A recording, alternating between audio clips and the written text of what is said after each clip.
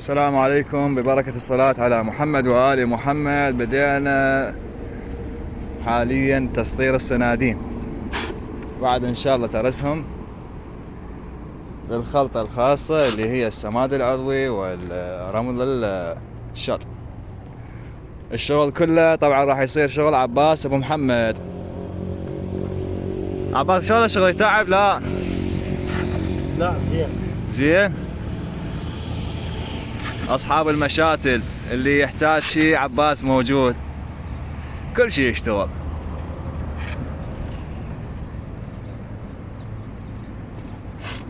غير عباس ما يفيدنا.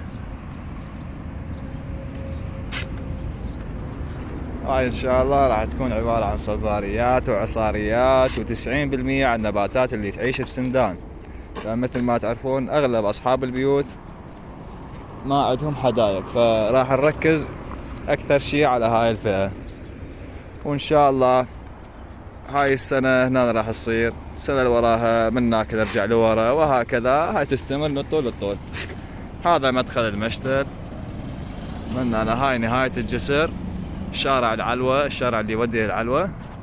هذه منا. أهلا وسهلا بكم.